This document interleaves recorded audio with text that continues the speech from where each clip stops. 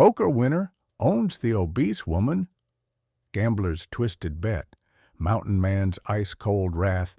Poker winner owns the fat woman. That was the sentence that froze the whole saloon.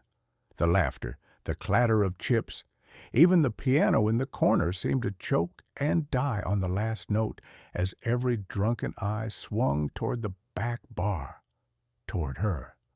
Dorothy, Dot Mercer, stood with a wet glass in one hand and a rag in the other, 315 pounds of exhaustion and silent endurance, framed by smoky lamplight and the cracked mirror behind the Last Chance Saloon's bar.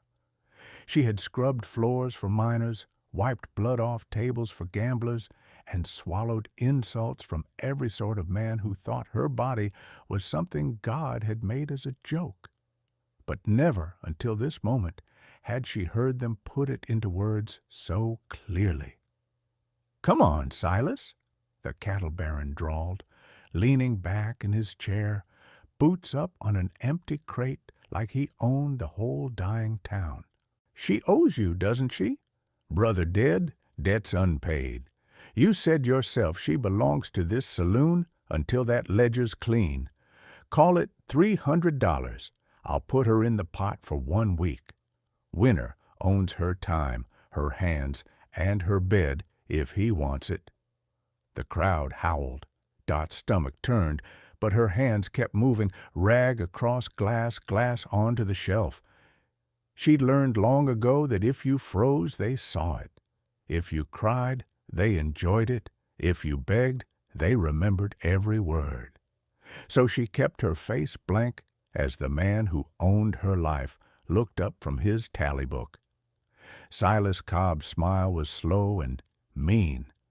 300 is fair. She's strong, eats like a horse, works like two.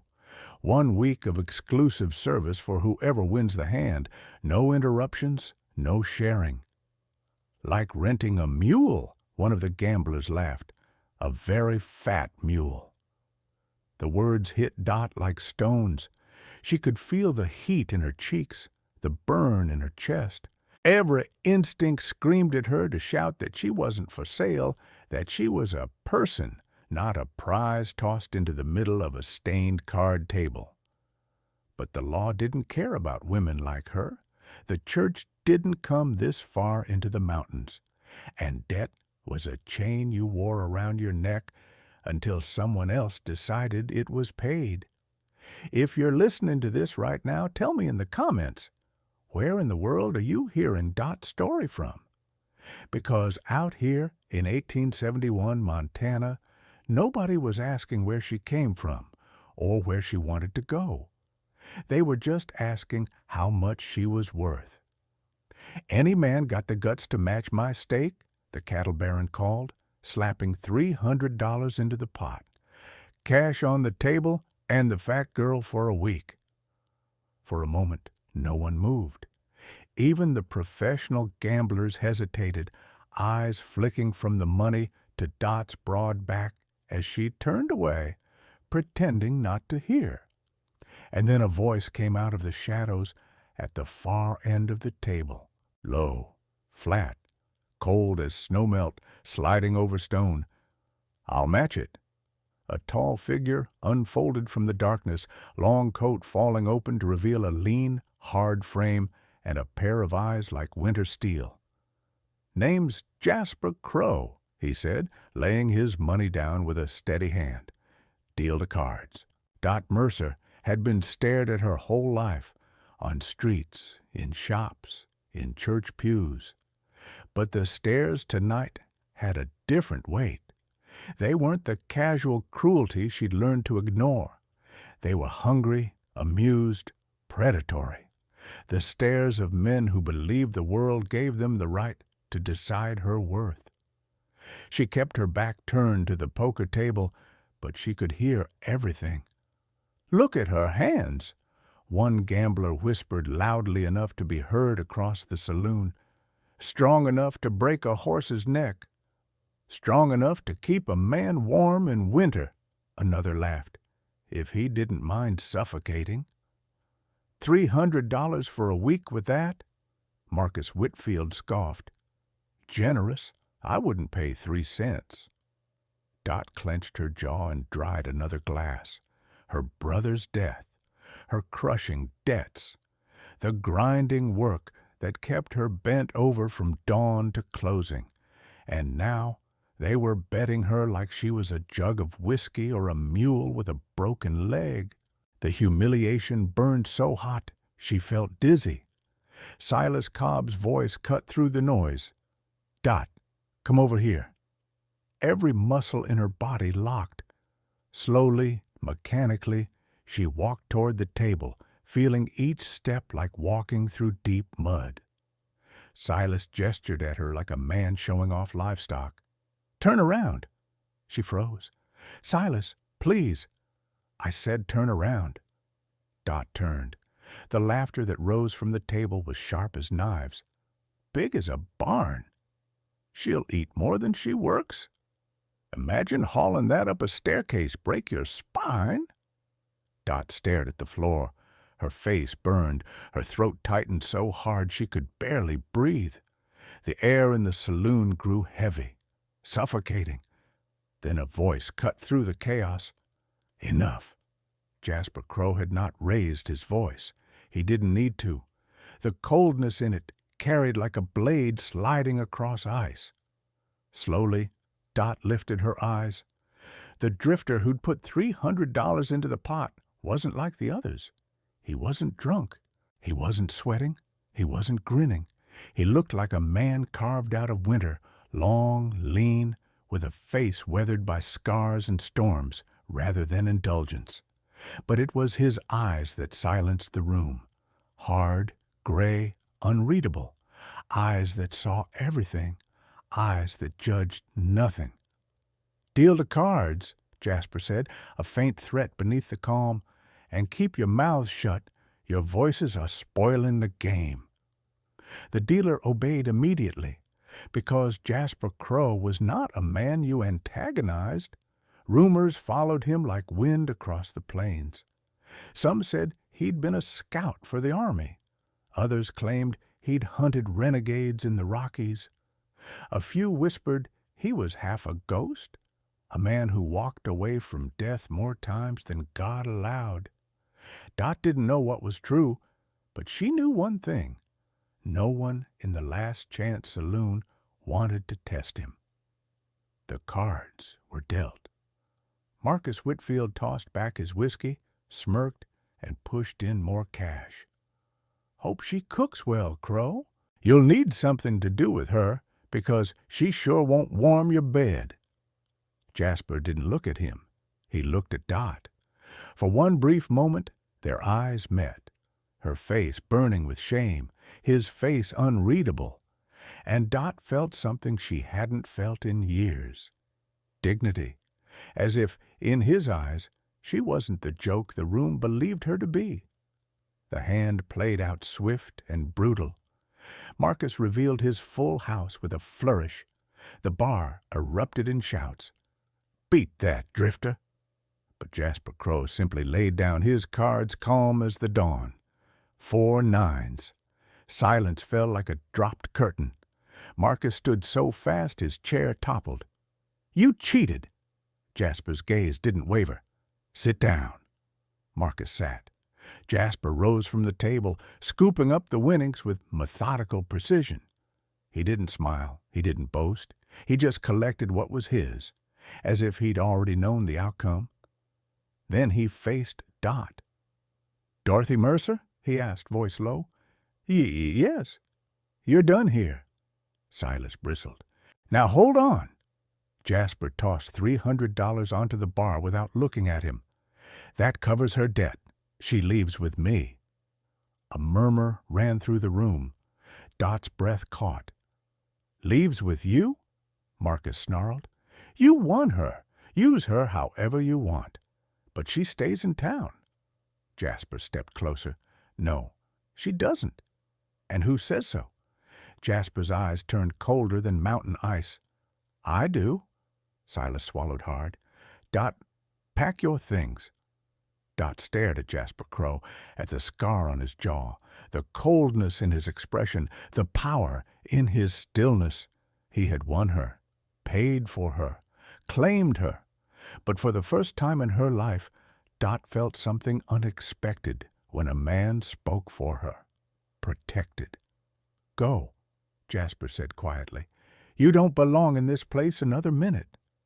She nodded, and the saloon behind her erupted into furious whispers as she walked out. Her life had just changed, and she had no idea whether she was walking toward salvation or into the hands of a colder danger. But she followed him, because whatever Jasper Crow was, he was not like them. Dot Mercer had imagined leaving Silver Gulch 100 times over the years, running away in the night, slipping onto a freight wagon, walking until the world swallowed her whole. In every version of the dream, she pictured herself free at last. She had never pictured following a stranger into the mountains with nothing but a carpetbag of belongings and a heart pounding like a trapped bird. Jasper Crow said little as they left town behind. His long stride cut through the dusk like he knew every inch of the land. Dot struggled to keep up until he finally stopped, looked at her, and frowned. "You walk like you're expecting to be hit," he said quietly. She stiffened. "I don't know what you mean." "You do." His voice held no judgment, only certainty. "Get on the horse." "But get on." The gelding was sturdy, broad-backed, gentle-eyed. Dot hesitated, afraid of breaking the animal or humiliating herself in front of this cold, unreadable man. Jasper didn't sigh or curse or roll his eyes the way men usually did when waiting on her. He simply guided her hand to the saddle and said, "He can carry you. He's carried heavier. Mount." Dot obeyed. The moment she settled, the horse shifted easily beneath her. No struggle, no complaint. Relief flooded her so hard she swallowed a sob. Jasper looked up at her with a cool, assessing gaze. "You fit the saddle fine," he said. "Don't flinch every time I look at you." "I'm not flinching," she protested. He gave her one of his long, unreadable stares. "Yes, you are." The journey began in earnest then, the last lights of town fading behind them as the wilderness swallowed the world. The path wound through tall pines and open meadows painted gold by the dying sun. Crickets sang their night chorus. A wolf howled somewhere far off. Dot clung to the saddle horn with both hands. "Where are we going?" she asked. "Home," Jasper replied. "That doesn't tell me anything." "It tells you enough." Their first camp was made beside a narrow creek. Jasper built the fire with efficient movements, gathering wood, striking flint, arranging stones with a precision that suggested years of practice. Dot sat near the flames, shivering despite the warmth. "You cold?" he asked. "No." He draped a heavy blanket around her shoulders anyway. "You're cold." Dot stared at the fire, unable to look at him. "You don't have to be kind to me." "That wasn't kindness," Jasper said. "It was an observation." He skewered strips of venison over the fire. The smell made Dot's stomach ache. She hadn't eaten since dawn, and even then it had only been stale bread. When Jasper handed her the first cooked strip, she blinked. "You eat first." "I already ate," he said. She looked down at the steaming meat. "I'm not used to this." "What?" "Being fed before someone else." His eyes flicked to her face, studying her quietly. "You should get used to it." The fire crackled between them. For a long time, there was only silence. "Why did you do it?" Dot asked finally. "Why did you take me from the last chance?" "I told you," he replied. "Your brother saved my life. I owed him." "There were easier ways to repay a debt." Not ones I'd live with. Dot looked up, meeting his gaze. You make it sound like you rescued me? No. His voice was soft, but firm. I did rescue you. Dot felt her throat tighten. You don't even know me. Jasper watched her with those gray, winter-hard eyes. I know what that saloon does to a woman. I know what those men would have done to you if someone hadn't stepped in. And I know your brother deserves better than to rest in the ground thinking you died miserable and alone. The words hit her like a blow, painful, unexpected, unbearably gentle. She turned away, blinking hard. You talk like this is temporary. It is, he said, until you get your footing. My cabin is a place to rest, work, heal. After that, you decide your path. The admission sank in slowly. She wasn't a servant. She wasn't a possession. She wasn't a debt. He was giving her something no one else ever had, a choice. Jasper stood, checking the perimeter of camp as the shadows deepened. He moved with quiet purpose, scanning the tree line, listening for threats Dot couldn't hear. When he came back, he placed another log on the fire and settled opposite her. Sleep soon, he said. We leave at dawn. You'll sleep too? She asked. He shook his head. I'll take first watch. All night? Not the first time. Something in his tone made Dot's chest ache. She didn't know why. Maybe because she sensed how long he carried his solitude like armor. As she lay in her bedroll that night, watching him sit at the fire with one hand resting on his rifle, she felt something she hadn't felt in years. Safe. When dawn broke, Jasper stamped out the fire, packed their supplies, and held out a hand to help her mount. She hesitated again. Jasper's expression hardened. Miss Mercer, you don't have to fear me. I don't, she whispered. You do, he said, but you won't forever. And somehow, Dot believed him. The valley revealed itself slowly, like a secret that only trusted a select few. Pines crowded the slopes, their needles whispering above fields of dry grass. A crystal creek wound through the center, glinting in the fading afternoon sun. And nestled against the cliff, half hidden by rock and shadow, stood Jasper Crow's cabin. It was sturdier than Dot expected, hewn logs fitted with careful precision, a stone chimney, a small barn, and a woodshed stacked neatly with winter firewood. Smoke curled from the chimney, faint but steady. Jasper dismounted first, tying his horse with practiced efficiency, then moved to help her down without asking.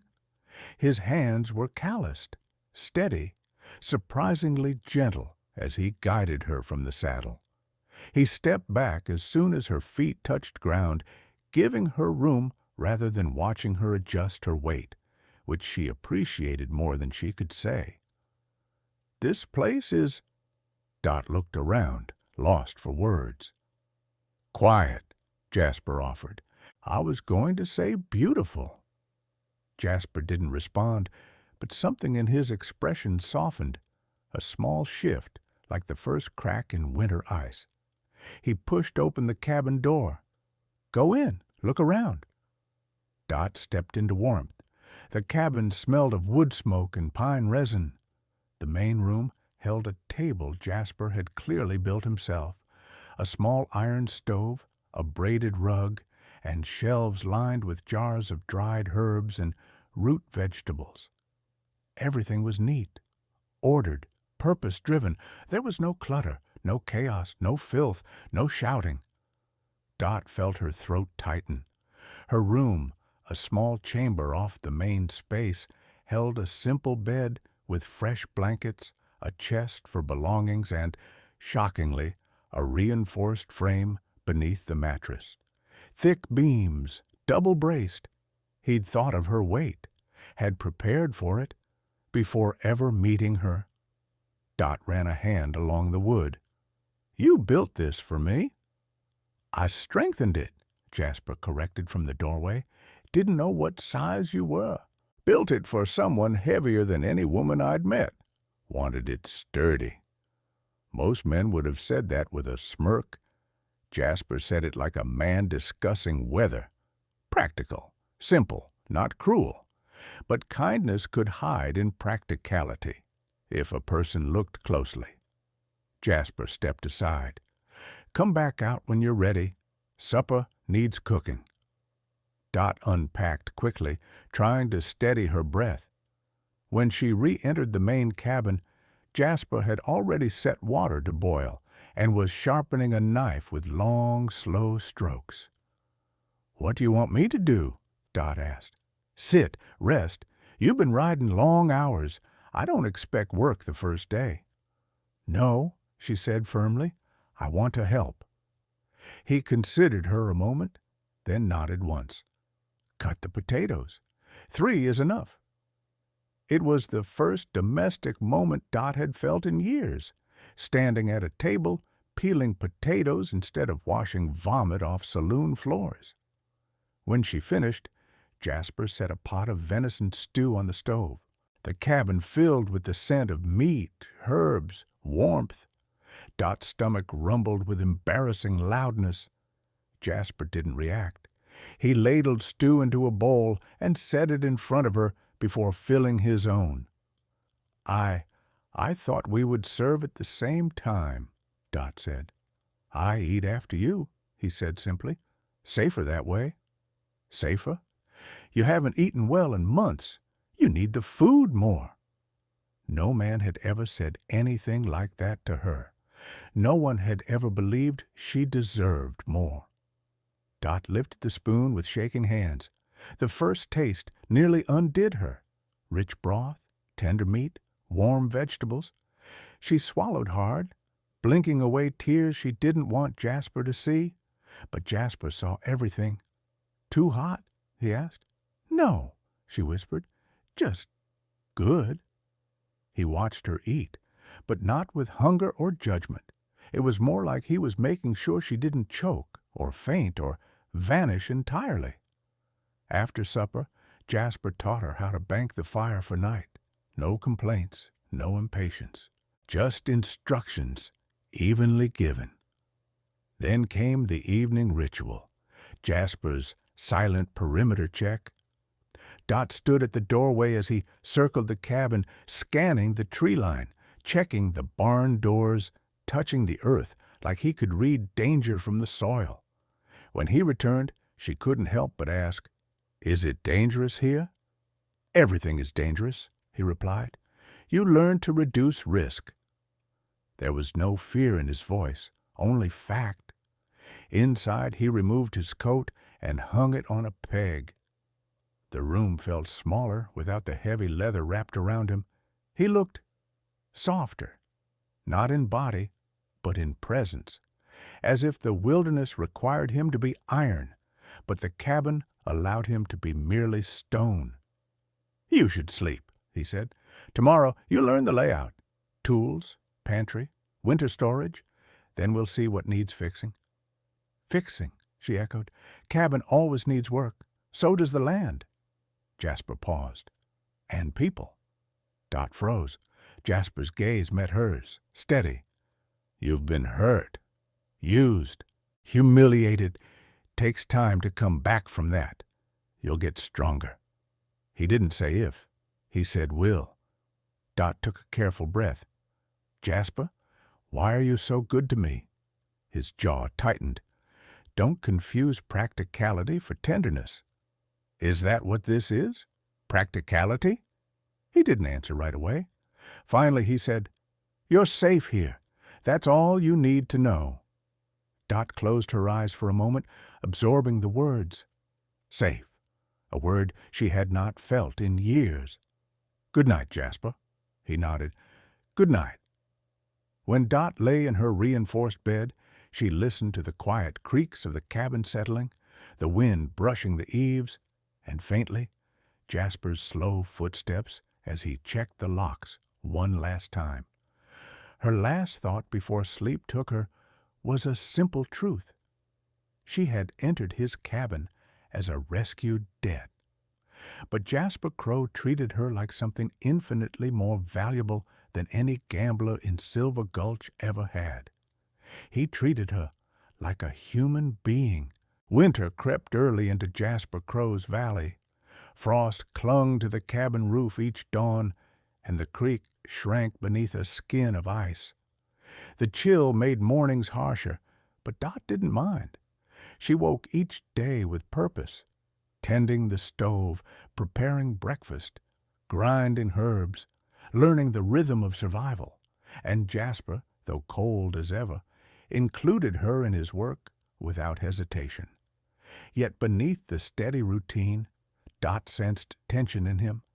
Something coiled tight, like a wolf waiting for the first crack of a twig. She didn't have to wait long to understand why. It began on a late afternoon when Jasper returned from checking his trap lines with a stiff posture and a look in his eyes Dot had never seen before. Anger buried beneath calculation. "What's wrong?" Dot asked, wiping flour from her hands. He didn't answer immediately. He set his rifle against the wall, removed his coat, and paced once across the room before stopping in front of her. "3 men were in the valley today," he said, riding hard, looking for the cabin. Dot's blood chilled. "Who?" "Silas Cobb, Marcus Whitfield, and Randolph Pierce." Dot sank into a chair. The 3 men responsible for her humiliation and responsible for her brother's death. "They followed us," she whispered. Jasper shook his head. "Not at first. They'd have been on us days after we left. But someone in town saw me collecting supplies. They know I live out here. Pierce recognized the timing. He isn't stupid, just cruel." Dot tried to swallow, but her throat felt like sand. "What do they want?" "A woman they believe belongs to them." Jasper's voice was flat. "And a man they know stands in the way." Dot covered her mouth, shaking her head. "Jasper, I don't want you hurt because of me." "You won't be." His tone sharpened. "And neither will I." Jasper wasn't a man who raised his voice. He didn't need to. Even a slight edge in his words was enough to make the cabin feel smaller. He sat across from her, elbows on his knees. "Dot, listen carefully. Pierce wants to silence you. Whitfield wants revenge. Silas wants to reclaim control. All 3 will underestimate me. That's their first mistake." "What's their second?" Dot whispered. "That they think you're the woman they humiliated in the saloon." Dot blinked. "I don't understand." Jasper tapped a finger on the table, his version of intensity. "You survived your brother's death, survived the last chance, survived being bet-like property. You're stronger than any of them." Dot shook her head, tears burning her eyes. "Jasper, don't make me into something I'm not." "I'm not making anything," he said quietly. "I'm stating fact." Before she could respond, Jasper stood. He retrieved a leather folder from beneath the floorboard, a hidden compartment she hadn't known existed. Inside were papers, dozens of them, signed testimonies, safety reports, engineering drawings. Pierce's guilt, documented, undeniable. "You've been gathering this all along," Dot whispered. "Yes. For my brother?" "For truth," Jasper said, "but also for him and for you." Dot touched the edge of a paper with shaking hands. "Jasper, you could have killed Pierce and been done." "Yes, but you chose the harder way." Jasper's gaze met hers. "Your brother deserved justice, not vengeance." Dot's heart clenched. "And what do I deserve?" His jaw flexed. "A life that's yours to decide." Before she could answer, a knocking sound split the air, not at the door, but on the cabin's outer wall. A scrape, a boot sliding on wood, the unmistakable sound of someone sneaking. Jasper's eyes flicked to Dot. Under the bed. Now. Jasper. Now. Dot obeyed without question, crawling into the dark space beneath her bed as Jasper's footsteps moved silently across the cabin. Through a crack in the floorboard, she saw his boots, still, poised, lethal. The cabin door creaked open. "Crow," Marcus Whitfield drawled, his voice dripping with liquor and spite. "We know you're in here." Jasper didn't answer. Dot saw Jasper's feet shift, just an inch. She imagined his hand dropping to the grip of his revolver. "Where's the fat girl?" Silas Cobb snarled. "You think you can just steal from me? I want what's mine." Dot's breath hitched, but she pressed a hand over her mouth, forcing silence. Jasper finally spoke, his voice calm as falling snow. "She isn't yours, and she isn't here." Marcus laughed. "You expect us to believe that? A man like you doesn't bring a woman home unless he wants something from her." Jasper didn't move. "You have 10 seconds to leave." "Or what?" Cobb sneered. "You'll shoot us? 3 against 1? You ain't that fast." Dot saw Jasper's boots turn slightly, weight distributing evenly. Preparing. "You'd be surprised," Jasper said softly. Pierce's voice cut in then, smooth, cultured, and venomous. "We're not here for violence, Mr. Crow, only for what belongs to us, the girl, and any evidence you're foolish enough to think you can use against me." Jasper's tone remained flat. "You won't find anything here but trouble?" A pause, then the cold click of a pistol being drawn. Dot's blood froze. Pierce spoke again, his voice sharpening. "Bring her out, or we burn this cabin to the ground." Dot squeezed her eyes shut, choking on fear. For a full, unbearable moment, the cabin held its breath. Then Jasper spoke, a voice colder than Dot had ever heard. "Light one match," he said, "and I'll bury all 3 of you in this valley by nightfall." Silence. Not the quiet of hesitation, the quiet of men suddenly realizing they had gravely misjudged their opponent. Pierce cleared his throat, voice thinner. "This isn't over." "No," Jasper agreed, "it isn't." Bootsteps retreated. Horses shifted. Then, finally, the sound of hooves thundered out of the valley until nothing remained but the wind scraping across the cabin walls. Dot crawled out from under the bed, trembling so hard she could barely stand. Jasper caught her by the arm. Not rough, not gentle, steady. "You're shaking." "I was so afraid," Dot whispered. "For you?" "For me?" he said, almost surprised. "Dot, I chose this fight. But I never wanted you caught in the middle of mine." Jasper's grip tightened slightly.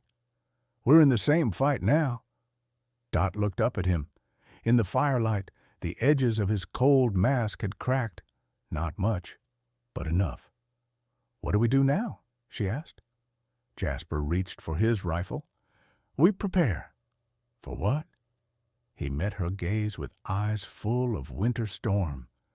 "For war." 3 days passed in a tension so sharp Dot felt she could taste it in the air. Jasper moved through the cabin like a storm contained in human form, silent, cold, watchful. He checked their perimeter twice each morning, reinforced the door with new timber, sharpened his knives, re-oiled his guns, set traps along the ridge. He never said the words, but Dot felt them every time his eyes swept the valley. They're coming back, and when they do, no one leaves untouched. The morning it happened was deceptively quiet. Fresh snow blanketed the valley, deadening sound, softening edges. Dot was kneading dough when she saw Jasper stiffen by the window, his shoulders locked, his hand drifted to his gun. "They're here," he said. Dot's breath faltered. 3 riders appeared at the tree line: Pierce, Whitfield, Silas Cobb, wrapped in coats, guns at their hips, faces twisted with the confidence of men who believed themselves above consequence. Jasper stepped onto the porch, snow crunching beneath his boots. Dot followed instinctively, stopping only when he raised a hand, a silent command for her to stay behind him. Cobb spat into the snow. "You know why we're here, Crow. That fat girl belongs to me." "Say that again," Jasper said, voice low enough Dot barely heard it. Cobb grinned. "She's mine. Property I own until her debt's paid. You had no right—" Jasper didn't raise his voice, didn't move, didn't blink. "Dot Mercer owes you nothing. You trafficked a woman under false pretenses. She was never property. She's a free woman, and she stays with me." Whitfield snorted. "Look at you, playing mountain husband." He gestured toward Dot. "What's the plan, Crow? Fat girl keeps your bed warm through winter?" Jasper's posture changed, not visibly, not dramatically, but enough that Dot saw the shift, a tightening of muscles, a recalibration of the air around him. If Whitfield noticed, he didn't care. "We gave you a chance to hand her over without trouble. You're making this harder than it needs to be." "You made the mistake of riding into my valley," Jasper said. "You won't make it back out." Pierce dismounted then, slow, confident, a man who'd talked himself out of a dozen crimes before. "Let's be reasonable. You have documents that could be damaging. I'll pay for them, handsomely, $10,000, enough to buy a second ranch, hand over the girl, hand over the papers, and we all walk away clean." Dot felt sick. $10,000.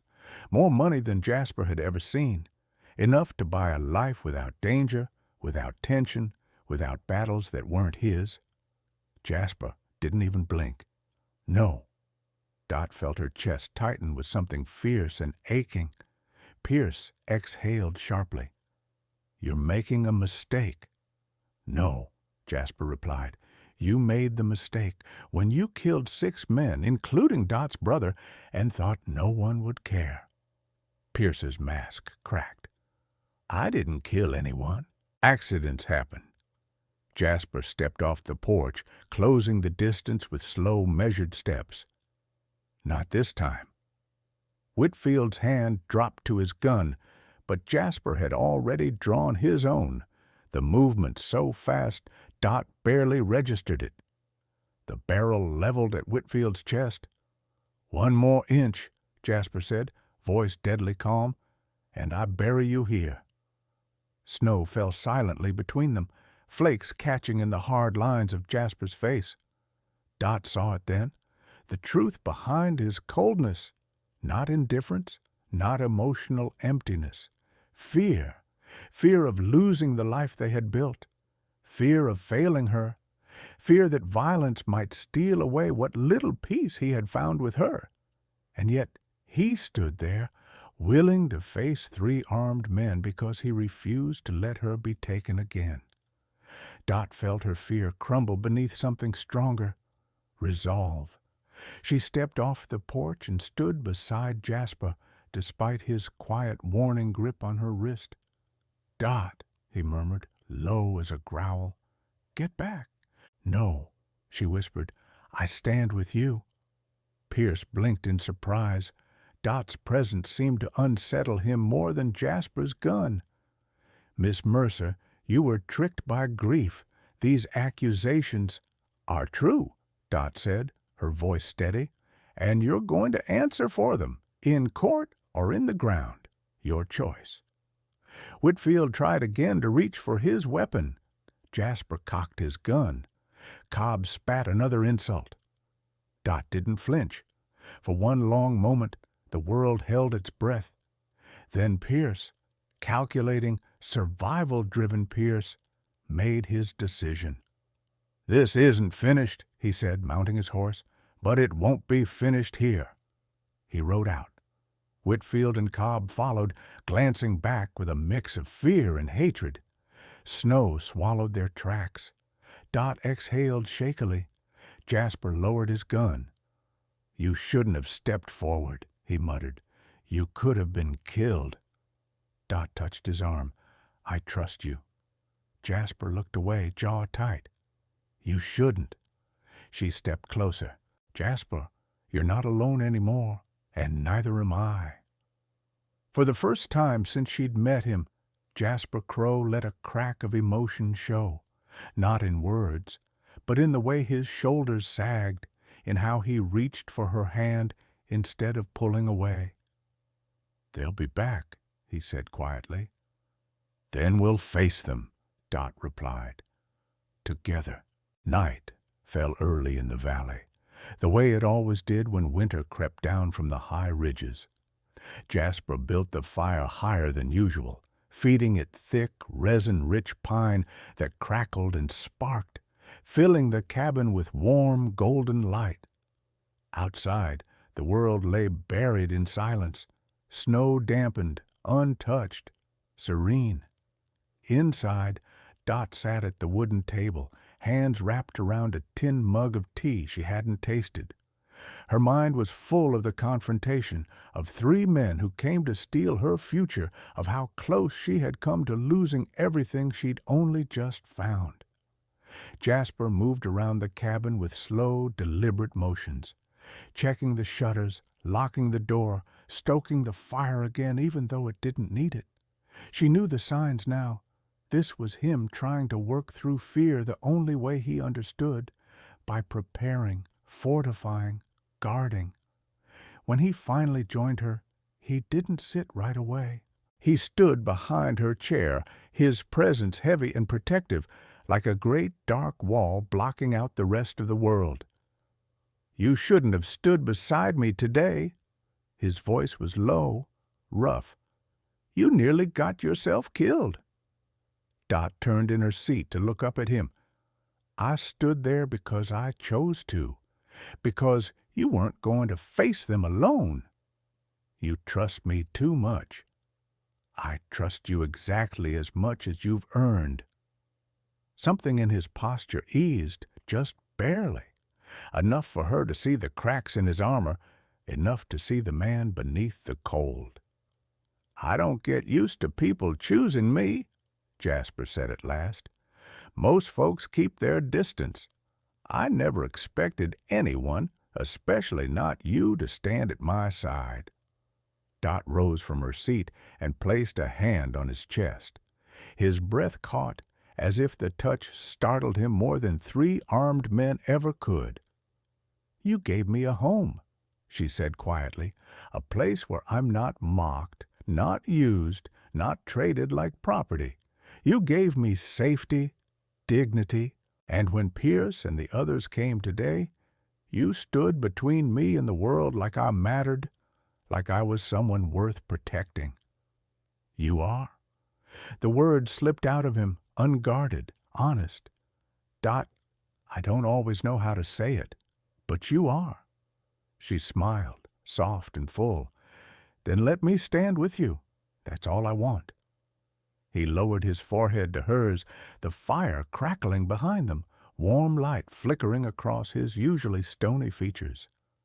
"This cabin," Jasper murmured, "it's yours now. Ours, if you want it." Dot's breath shivered, not from fear, but from something deep and tender blooming in her chest. "I want it," she whispered, "more than I've wanted anything."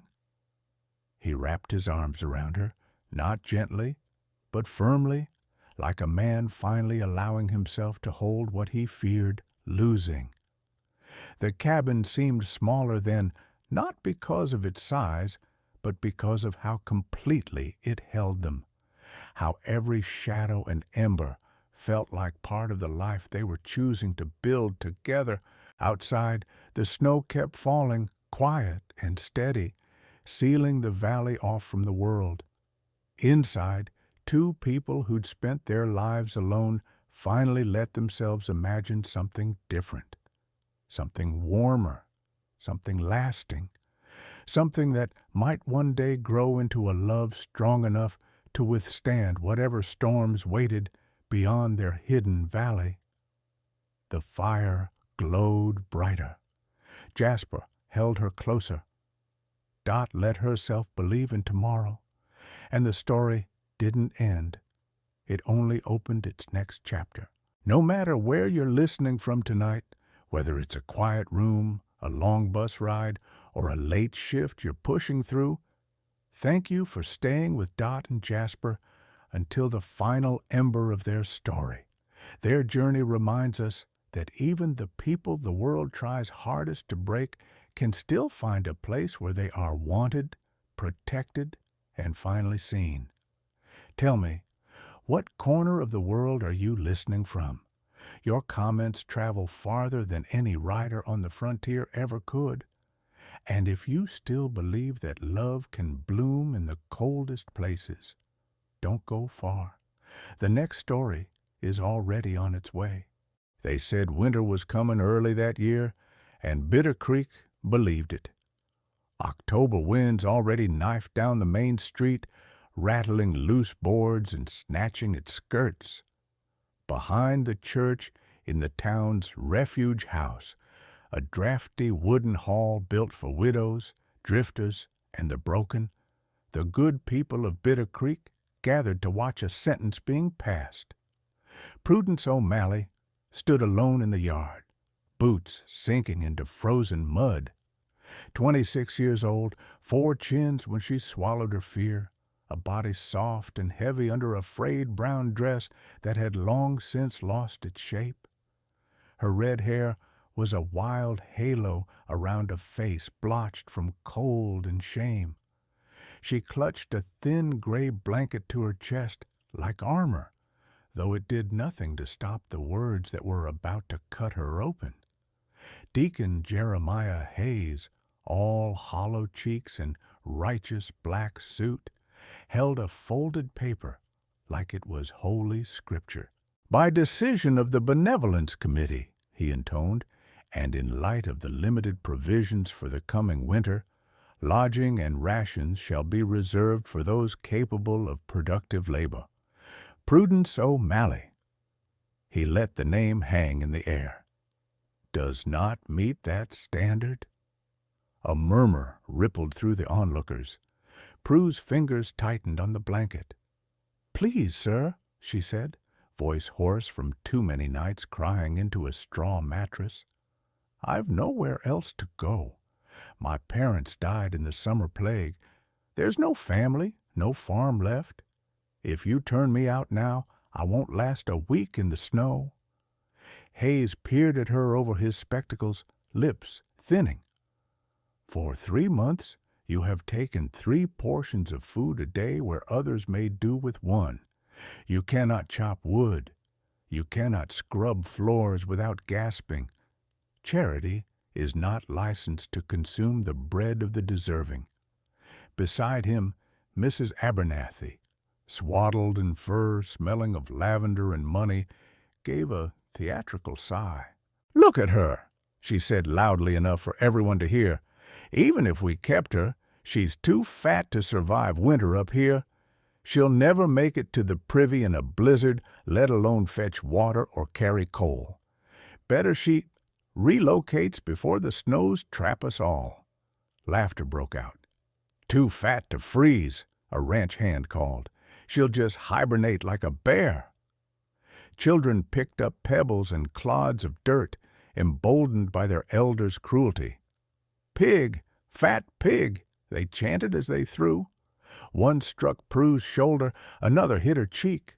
She bowed her head, humiliation burning hotter than the wind's bite, tears sliding off her lashes and freezing on her skin. "I'm not asking for comfort," she whispered, though no one listened. "Just a corner of the floor. I can mend clothes, patch boots, anything."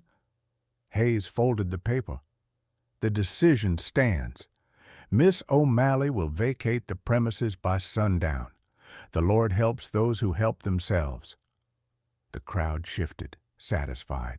A few women pretended to be sad, then turned away. Most stayed to watch her break. Prue swayed on her feet. The world blurred at the edges, the gray sky, the warped clapboards of the refuge house, the rows of faces twisted with scorn. This, she thought, with a detached kind of terror, is how it ends. Not in a warm bed at a ripe old age, but in the street like trash, because she took up too much space in the wrong world.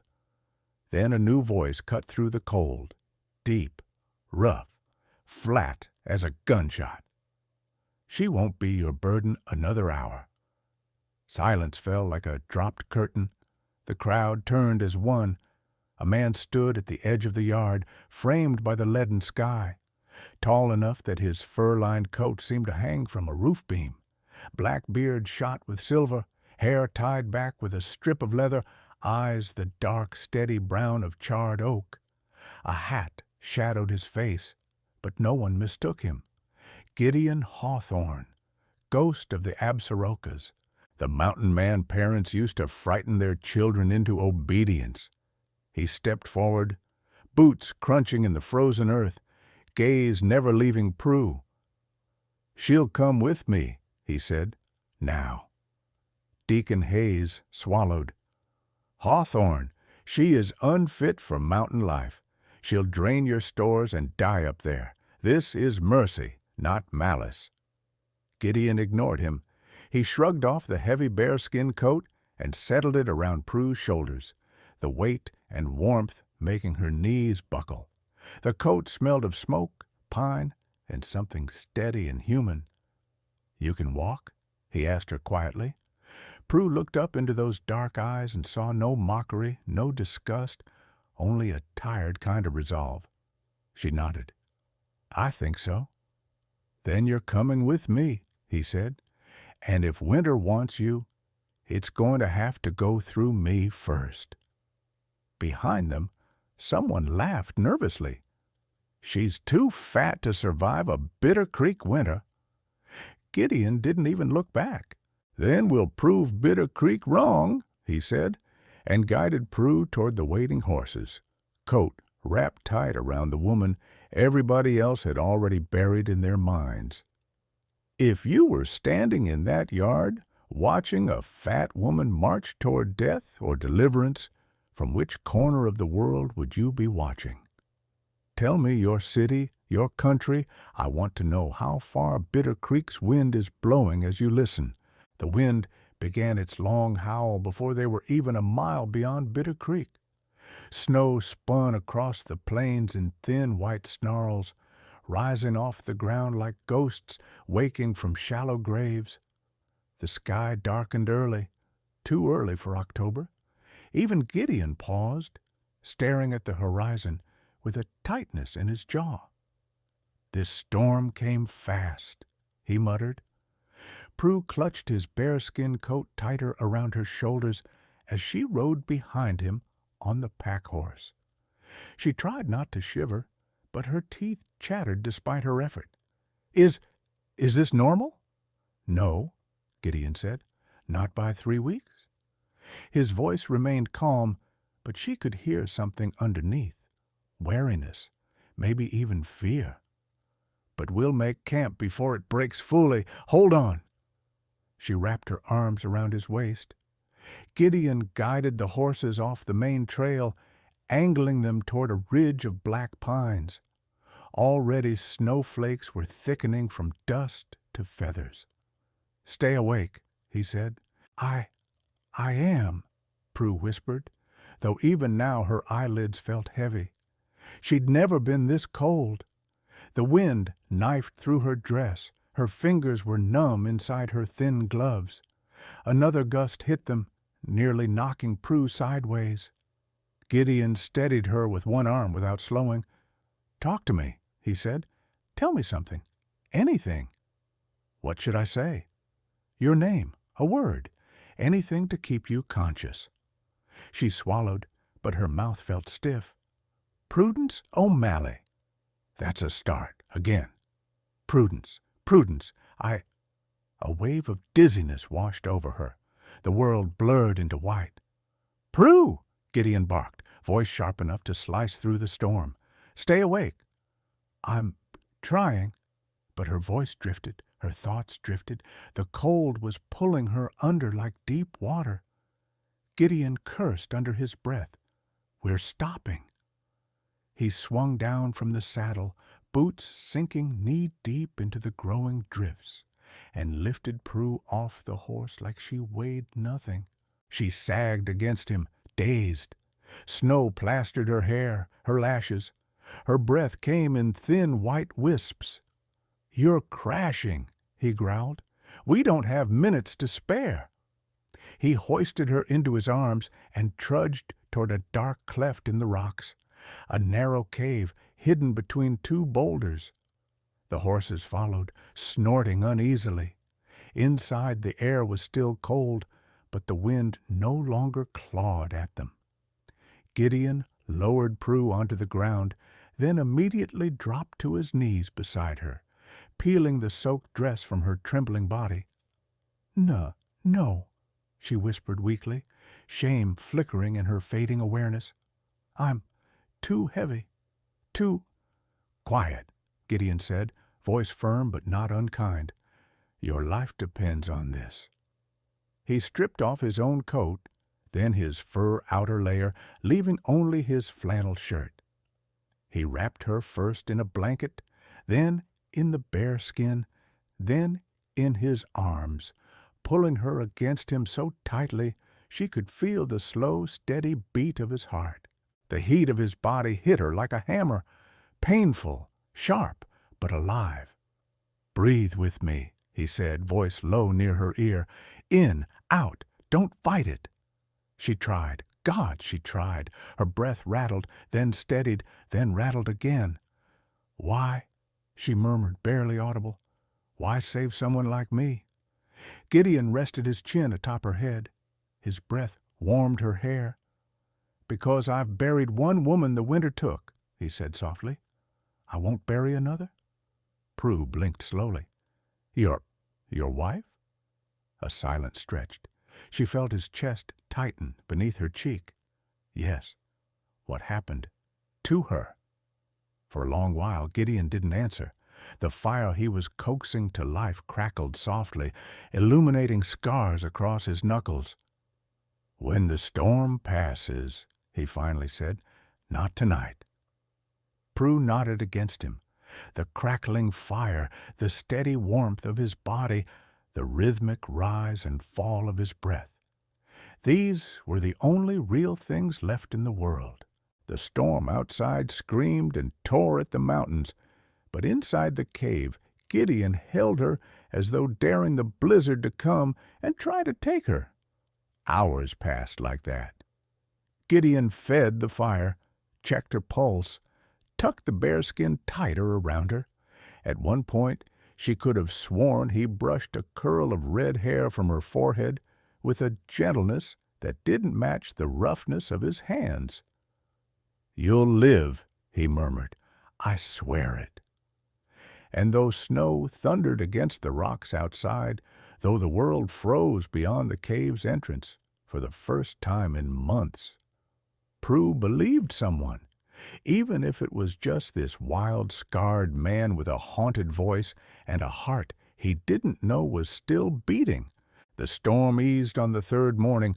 Light filtered weakly through the cave's entrance, turning the snow outside into a cold, pale glow. Gideon stirred first. He'd barely slept.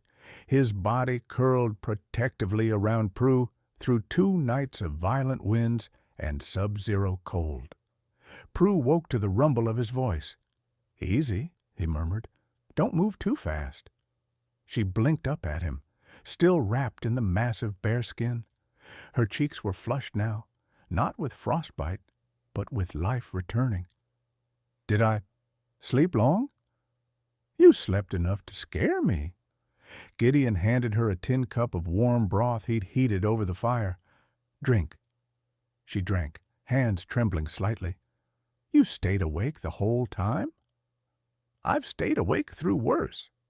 He shrugged, as though guarding her life for 3 days was as ordinary as chopping wood. Prue looked at him a long moment.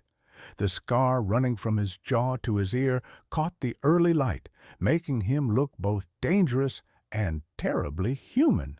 "You said this wasn't the first blizzard you fought?" Gideon was silent. His shoulders rose, fell. At last he nodded. "You deserve the truth," he said. He poked at the fire with a stick, eyes unfocused, as if staring through the flames into another winter, another storm, another woman dying in his arms. 8 years ago, I had a wife," he said quietly. "Her name was Margaret. Everyone called her Meg." The softness in his voice surprised Prue. It was the first time she'd heard him speak with anything resembling tenderness.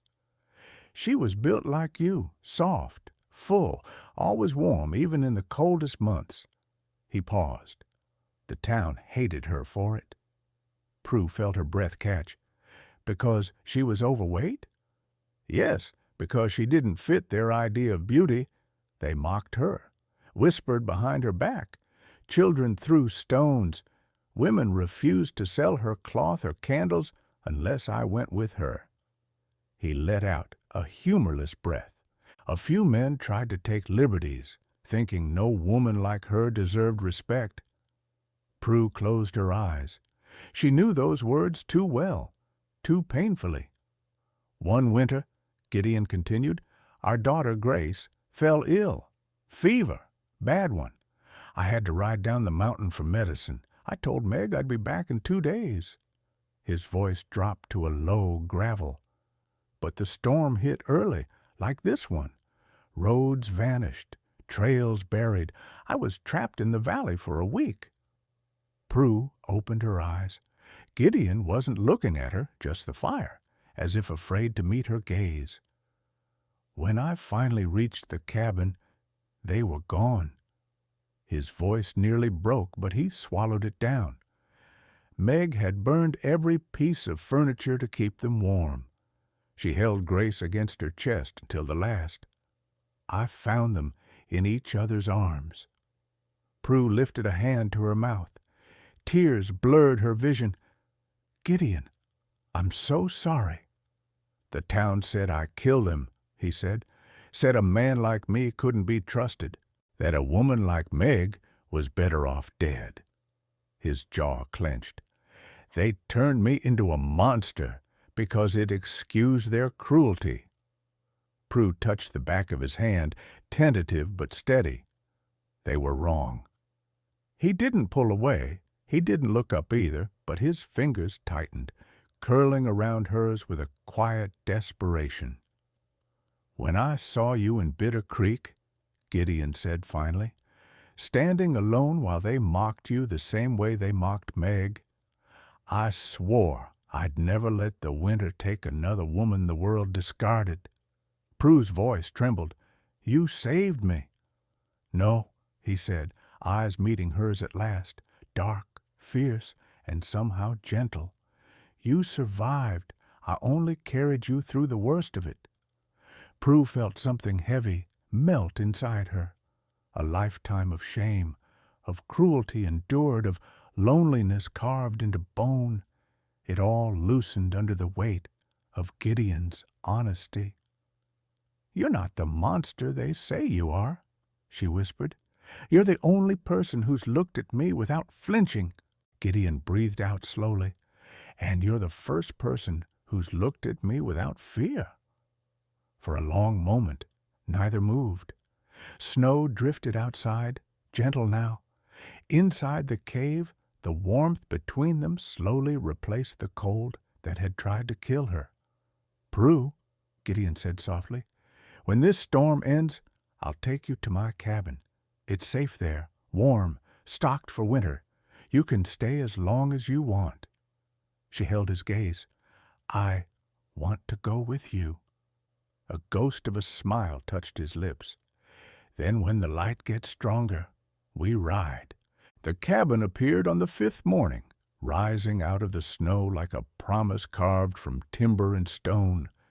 Smoke curled from a narrow chimney, meaning Gideon had set it to draft before winter. A small corral sat half-buried nearby, and beyond it the forest stretched dark and endless, branches heavy with frost. Prue sat slumped in the saddle, exhausted but alive. Gideon helped her down from the horse gently, his hand steady despite the cold. "Inside," he murmured. "You need heat." He pushed open the door. Warmth washed over them immediately. Slow, steady warmth from a stone hearth built nearly as wide as the cabin itself. Prue stepped inside and froze, surprised. The place wasn't the den of a wild man as she'd imagined. It was sturdy, clean, lived in. There was a hand-built table, polished from years of elbows, a thick fur rug placed carefully in front of the hearth. Shelves of jars, beans, dried berries, smoked meat lined one wall, and near the back, a wooden rocking chair worn down on the arms. "This is," Prue swallowed, "beautiful." Gideon shrugged as if it were nothing. "It keeps me alive." He closed the door against the wind and helped her to the rocking chair. "Sit." Prue sank into it. The wood cradled her weight without complaint. Gideon knelt to add more wood to the fire, coaxing the flames higher. Prue watched the way his thick hands moved with surprising gentleness, the way his jaw relaxed in the firelight. He wasn't beautiful, not in any way the world recognized, but something about him softened the cabin. "What can I do?" she asked. "I don't want to just sit while you work." "You'll rest first," Gideon replied simply, "but—" He looked at her, not unkindly. "You've walked through a blizzard. You survived what many strong men wouldn't. Resting is work today." She fell quiet. Later, when she woke from an accidental nap, the cabin smelled of something rich and savory. Gideon was stirring a pot over the fire, thick stew made of elk meat, potatoes, and herbs. Prue's stomach growled. "You're hungry," he said without turning. Yes." "Good." He filled a bowl and set it on the table. "Eat." Prue approached cautiously, expecting the chair to creak under her, but it didn't. Gideon must have built it himself, sturdy and balanced. She took a spoonful of stew. Heat spread through her chest, warm in places the cold had claimed. Gideon watched her, not staring but observing, making sure she was truly getting warm. "You're a good cook," she said between bites. "Been on my own a long time, learned out of necessity." "You didn't have to make all this just for me." A faint shake of his head. "You needed food. That's reason enough." They slipped into a rhythm over the next few days. Prue swept the cabin, mended a few torn shirts with clumsy stitches, and tended the stew pot. Gideon chopped wood, checked traps, and reinforced the cabin walls. They didn't talk constantly, but when they did, the silence between words felt natural, not empty. One evening, as snow fell softly outside, Prue tried to lift a bucket of water from the barrel and nearly lost her footing.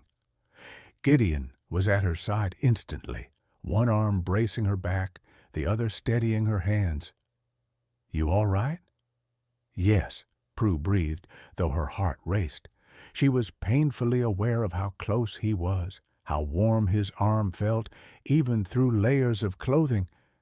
Gideon seemed to realize it too. He stepped back slowly, not abruptly, as if not wanting her to feel rejected. "Just take your time." She nodded, cheeks warm for reasons unrelated to the fire. Later that night, she sat in the rocking chair, watching Gideon carve a new wooden spoon at the table. His face was half-shadowed, but his eyes lifted toward her now and then, quiet glances, careful ones. "Gideon," she said softly. He looked up. "Thank you for saving my life. for giving me a place." For a long moment he didn't speak. Then he set down the half-finished spoon. "You're not here because I pitied you, Prue." His voice was low. "You're here because the world treated you cruelly, and I refused to let winter finish the job." Prue's eyes burned. "And because," he added quietly, "I don't mind your company." Her throat tightened. "I don't mind yours either." The fire crackled between them, warm and steady, like something beginning, even if neither dared to name it yet. Winter deepened its claws across Absaroka Range. Snowdrifts rose higher than the cabin windows, and wind carved mournful whistles through the pines. Life settled into a pattern, quiet, diligent, and strangely peaceful. But beneath that peace were shadows neither Prue nor Gideon had spoken aloud. Prue sensed it first in the way Gideon paused at the door before stepping outside, listening, in the way his eyes tracked the tree line each time he returned from checking traps. He never mentioned danger, but something hovered around him, an unease nearly indistinguishable from instinct. One evening, after a long day of splitting wood and boiling laundry, Prue found him standing at the window, barely breathing. His posture was rigid, alert. She approached slowly. "What is it?" she whispered. Gideon didn't look away. "Tracks. Animal?" "No," he said softly. "Boot prints." Prue's blood chilled. "Someone was here?" "Not close, maybe 2 miles off, but they were fresh." "Too fresh for this weather." She swallowed. "Do you know who?" Gideon said nothing for a moment. Then he exhaled, heavy and resigned. "Men from town, or that direction." Prue's heart squeezed. "The ones who told those lies about you?" He finally turned to her. His face was hard, but not with anger, with memory. "Years back," he said quietly, "after Margaret and Grace died, a group of men came up the mountain looking for a story, something to blame, something to point at so they could feel righteous." His eyes darkened. "They wanted a monster, and I was close enough." Prue moved closer, almost without thinking. "You said they accused you of killing your family." "They accused me of everything they could imagine," Gideon murmured. "When the world wants a villain, truth doesn't matter." Prue's voice was barely audible. "Do they still come after you?" "Sometimes. Hunters who want proof of the legend, drunks who want to show courage, boys looking for a thrill." His jaw tightened. "Men who think I'm hiding gold or bodies." Prue shivered. "And now they think, what?" "That I brought a woman up the mountain," Gideon said, "and men like that never assume good intentions." Silence fell, heavy, suffocating. "Am I in danger?" she whispered. Gideon's reply was immediate. "Not while I'm breathing." Something in his voice steadied her, but it didn't quiet the tremor in her hands. Over the next week, Gideon became even more vigilant. He checked the perimeter twice a day, carried his rifle inside, showed Prue how to lock the windows and bar the door in case he was caught outside during a hunt. One afternoon, while Gideon was gone longer than usual, Prue heard branches snapping behind the cabin. She froze, heart pounding. Another crack. Her palms grew damp. She moved toward the window, lifted the corner of the curtain. A man stood beside the woodshed, wearing a thick coat and carrying a shotgun across his back. He wasn't Gideon. Prue gasped and stumbled back, knocking over a wooden bucket. The sound echoed sharply. The man's head snapped toward the cabin. Prue's breath caught. She darted behind the doorframe and pressed a hand to her mouth. Footsteps approached, slow, deliberate, confident. The man circled toward the front door. "Gideon!" she prayed under her breath. Please come back." The doorknob rattled once, twice. Then a voice, smooth, mocking, familiar. "Well now, looks like Ghost Hawthorne's hiding himself a woman up here. Let's see what kind." Prue's stomach plummeted. She recognized that voice. It was Caleb Barnes, one of the men who tormented her back in Bitter Creek. A bully with a cruel streak, known for picking on whoever was weakest. The doorknob twisted again. Prue grabbed the iron poker from beside the hearth, her hands trembling so badly she could hardly grip it. She crouched behind the table, heart racing. The door shuddered as Caleb leaned his weight into it. "Come on, sweetheart," he crooned. "Let me see if the rumors are true." The door creaked just slightly, but the wooden bar held. Caleb cursed and stepped back. "Gideon can't protect you forever, and when he's gone, I'll come inside, one way or another." A rifle cocked behind him. Caleb froze. Gideon emerged from the tree line like a shadow peeled from the forest, rifle raised, eyes burning with a cold fury Prue had never seen. "You've got 10 seconds, Gideon said quietly, "to get off my mountain." Caleb swallowed. "Ghost, look, I didn't mean—" 8. Caleb scrambled backward, tripping over his own boots. 6. He ran, hard. Snow sprayed behind him as he vanished into the trees. Gideon didn't lower the rifle until silence swallowed the forest again. When he finally stepped inside, Prue rushed to him, tears she'd been holding in finally spilling over. He set the rifle aside and pulled her into his chest. "You're safe," he murmured. "I'm here." Prue gripped his coat with shaking fingers. "What if he comes back?" "He won't," Gideon said, though his voice held more resolve than certainty. "Not while I'm alive." Prue looked up at him, really looked, at the man everyone called a monster, at the man who had saved her, protected her, held her through a blizzard. "You're not a ghost," she whispered. "You're the only person who's ever cared whether I lived or died." Gideon cupped her cheek gently, his thumb brushing away her tears. "And I won't stop now." The storm outside eased into a soft snowfall, but inside Prue's chest, something warm and dangerous and deeply human had begun to grow. The next days unfolded beneath a sky bruised with dark clouds, the kind that warned of a storm heavy enough to swallow the whole mountain. Gideon felt it long before the first flakes fell. He watched the horizon with the wary concentration of a man who knew exactly what winter could take away. But Prue sensed another storm brewing, one carried not by clouds, but by men. Caleb Barnes didn't strike her as someone who gave up easily. Cruel men rarely did. Late one afternoon, as the wind picked up and the sky dimmed to a dull steel gray, Prue was stirring stew over the fire when Gideon came inside, dusting snow from his coat. "He's still on the mountain," he said simply. Prue's ladle froze midair. "Caleb?" Gideon nodded. "Found tracks east of the ridge. 2 sets. He brought someone with him this time." Prue's stomach twisted.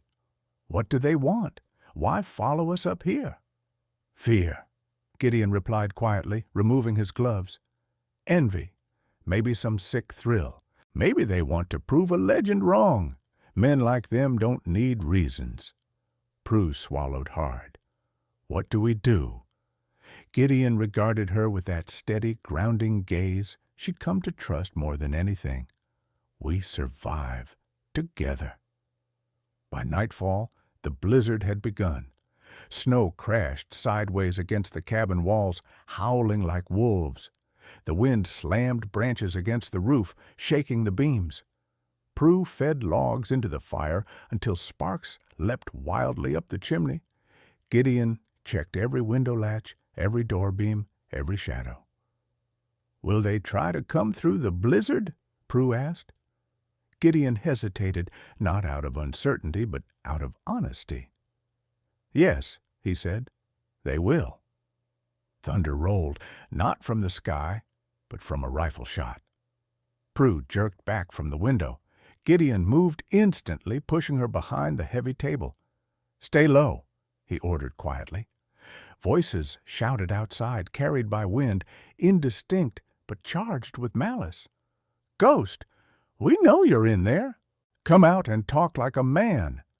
Or maybe we'll talk to your woman instead. Prue's breath caught.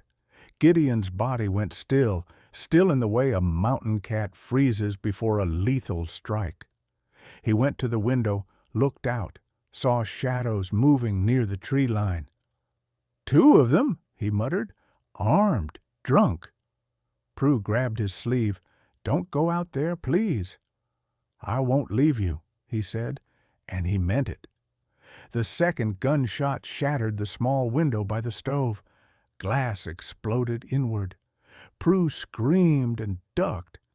Gideon stepped in front of her, shielding her with his entire body. He picked up his rifle. Stay behind the hearthstones, he said softly, no matter what. Prue crawled behind the heavy stone base of the fireplace, heart pounding so loudly she feared the men outside would hear it. Outside, the storm raged, smothering sound and sight, but not enough to hide men determined to do harm. Ghost! Caleb's voice rose above the wind, slurred with whiskey and cruelty. Bring her out. Ain't fair you get the fat one all to yourself. Prue clenched her hand so tightly her knuckles burned. Shame and fear crashed through her, but beneath them something else stirred. Fury. Gideon opened the door just enough to lean out, rifle raised. Leave this mountain, he said. Now. You don't tell me what to do, Caleb spat back. Town says you're a murderer. Maybe it's time someone put you down. Lightning flashed in Gideon's eyes, though there was no lightning in the sky. He fired. A scream cut through the wind. One of the men dropped, but Caleb dove behind a fallen log, firing wildly into the storm. Bullets thudded against the cabin walls. Prue gasped and pressed against the stones.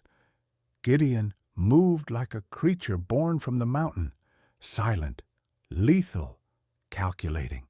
He kept low, fired only when he had clear sight, conserving every bullet like gold. You won't protect her forever, Ghost, Caleb shouted. You couldn't save the last one. You won't save this one. The words hit Prue harder than the glass shards. Gideon snarled. Prue had never heard such a sound from a human throat. He stepped out fully into the storm. Don't! Prue cried, but her voice was swallowed by the blizzard. The wind whipped his coat behind him. Snow buried his boots instantly. Caleb's next shot barely missed Gideon's shoulder, and Prue saw it, saw the truth in the way Gideon moved. He wasn't just fighting Caleb, he was fighting the ghost of his own past. The helplessness of finding Margaret and Grace frozen in each other's arms. The guilt that had carved itself into his bones. No more. Prue stood. She stepped out from behind the hearth, and for the first time since she'd arrived on the mountain, she shouted with a voice that didn't shake, "Gideon!" He turned, eyes wide, terrified for her. "Come back inside," she said, louder, clearer, stronger. "I won't let you face this alone." The words struck him harder than a bullet. His breath caught. Snow swirled around him like a curtain. Then a final shot rang out. Caleb's last bullet. It hit the cabin wall inches from Prue. But Gideon had already raised his rifle. One clean shot. Silence. A long, heavy silence broken only by the wind. Caleb slumped onto the snow, weapon falling from his hand. The mountain had chosen its side. Gideon dropped his rifle and rushed to Prue, pulling her into his arms, trembling. not from cold, but from the thought of losing her. "I told you," she whispered into his coat. "We survived together." He held her tighter. "I'm never letting you go." The blizzard quieted by dawn. Snow lay deep around the cabin, smooth as untouched silk. The world hushed beneath its weight. But inside, the fire still burned. Gideon had fed it through the night, refusing to let it dim even once. Not when Prue leaned against him, exhausted. Not when the terror of what had nearly happened caught up to him in ragged breaths. Now, with morning light filtering faintly through the frosted windows, the world felt impossibly still. Prue stood at the hearth, stirring a pot of porridge. The simple motion grounded her, soothed the lingering tremor in her hands. Gideon sat at the table, head bowed, elbows on his knees, as if the weight of the night had settled on him all at once. She set the bowl in front of him. "You need to eat," she said softly. Gideon looked up, eyes shadowed. "I almost lost you." "But you didn't," Prue answered, "because you were there, because we were there, together." Gideon swallowed hard. "If that bullet had been an inch to the left—" He broke off, unable to finish. Prue pulled the other chair close and sat beside him. "Last night wasn't your burden alone. I chose to stand with you. I won't apologize for that." He shook his head. "I'm supposed to protect you." "And you do," she whispered. "But loving someone doesn't mean hiding from the fight. It means facing it with them." The words softened him like heat softens ice. His shoulders dropped, and a long, shaky breath escaped him. Prue reached across the table and took his hand. "Gideon, I'm not Margaret." He stiffened, but she continued gently. "I know you loved her. I know you carry her and your little girl with you. But I am not them, and you don't have to relive that tragedy every time something threatens us." His voice broke on a whisper. "You don't understand. The last time winter tested me, I failed." "And this time?" Prue asked, squeezing his hand. "This time you saved me. This time you fought. This time you didn't let fear make you freeze." Gideon lifted his gaze, meeting her eyes fully. "You gave me a reason to fight." Prue smiled, a small, trembling smile that held more courage than any weapon. "And you give me a reason to believe in myself. I've never felt strong before. You make me feel that I can be." Silence settled again, but this time it was warm, like two hearts learning the rhythm of one another. Gideon reached out, brushing a lock of hair from her face. "You're safe here," he murmured, "with me as long as you want to stay." Prue's voice wavered. This feels like home." "Then it is," Gideon said, "if you'll have it, if you'll have me." Her breath caught. Tears welled. She nodded. "I'll have you," she whispered. "I choose you." Outside, the storm's rage had left the world frozen.